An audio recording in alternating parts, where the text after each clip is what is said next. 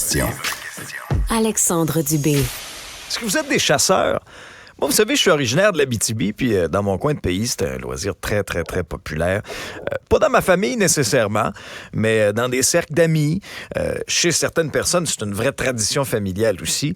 Et la période de chasse à l'orignal, ça a commencé dans certains secteurs du Québec, mais cette année, ça va être différent. Ça va être différent, pourquoi? Parce qu'il y a plusieurs camps de chasse qui ont brûlé et qui ont été réduits en cendres lors des incendies de forêt historiques qu'on a connus un peu plus tôt cet été. Stéphanie Vadnet est directrice générale par intérim de la Fédération québécoise des chasseurs et pêcheurs. Bonjour, Madame Vadnet. Bonjour, M. Dubé. Est-ce que ça risque d'être une saison émotive pour plusieurs? C'est certain, parce qu'il y a plusieurs régions, il y a plusieurs camps de chasse qui ont été affectés, malheureusement. Il y a de la reconstruction à faire dans certains secteurs. Et oui, c'est sûr qu'à court terme, les impacts des feux de forêt peuvent avoir une influence sur la chasse. Expliquez-nous un peu là, ce que ça représente, là, un camp de chasse pour un chasseur, pour une famille. Il y en a qui investissent beaucoup d'argent, de temps aussi. Il y a beaucoup de souvenirs qui se sont envolés en fumée.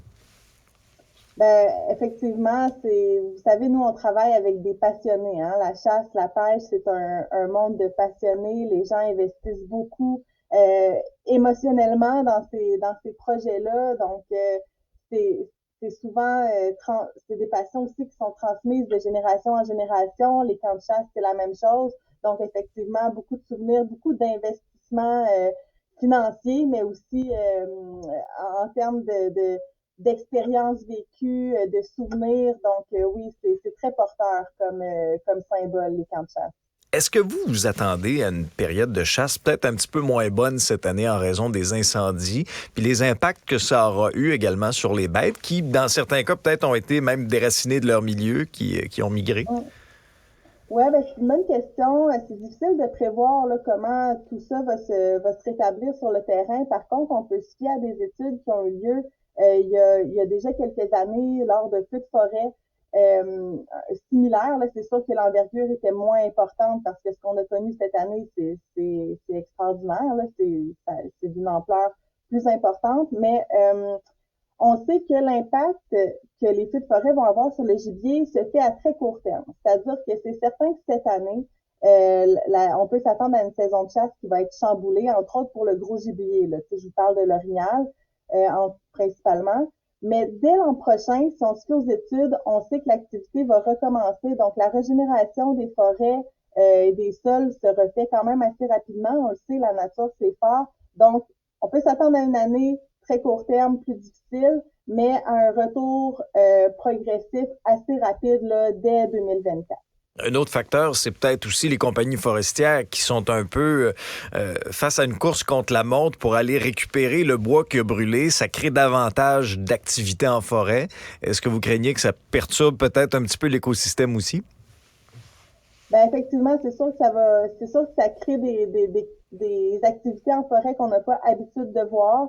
Par contre, avec les activités sur les territoires de chasse qui vont peut-être être un peu au ralenti cette année, dépendamment, comme je vous disais, dépendamment des gibiers. Donc, il y a des gens, nous, on encourage la reconstruction, on encourage les gens à pas lâcher ces territoires-là parce que d'ici quelques années, ça va revenir. Mais effectivement, ça va peut-être demander des efforts de partage du territoire là, qui sont plus importants qu'à l'habitude. Ouais. Les camps de chasse, là, une question comme ça, est-ce que, règle générale, à votre connaissance, est-ce que les chasseurs assurent leur camp de chasse ou ce qui est perdu, c'est perdu? Puis, Non, tout à fait, oui. Les camps de chasse sont d'ordre général assurés parce que les gens ont aussi beaucoup de matériel connexe. Là, si on parle de VTT, ça peut être des skidoo aussi.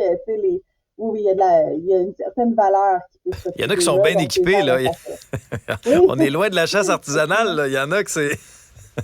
Effectivement. Est-ce que vous la sentez quand même, la fébrilité en cette saison, même si ce sera peut-être un peu différent cette année? Oui, tout à fait. Puis tu sais, la chasse, vous savez, oui, c'est l'activité en tant que telle, mais c'est aussi toute la préparation, l'observation de la faune, justement entretenir son camp, son matériel, tout ça. Donc oui, on sent la fébrilité, on sent que la relève également est présente, ça c'est intéressant. Donc nous, on invite les gens à en profiter quand même pour de partager cette passion-là qui fait partie de nos traditions, qui fait partie de notre culture. Mais oui, à chaque mois de septembre, là, on peut le sentir. Les gens s'enflamment et ont très hâte d'aller retrouver leur gibier, leur environnement, la forêt. Donc, c'est beau à voir. Très bien. Stéphanie Vadnet, vous êtes directrice générale par intérim de la Fédération québécoise des chasseurs et des pêcheurs. Merci. Bonne saison de chasse également aux adeptes de ce loisir-là. Merci beaucoup. Bonne saison de chasse à tous. Au revoir. Vous savez, depuis 1970, le Québec avait jamais vu brûler 2 millions d'hectares de forêt en une seule année. Pour vous donner une idée à quel point c'est une année historique, on est rendu, puis la saison n'est pas terminée, on est rendu à 5,2 millions d'hectares de brûlés.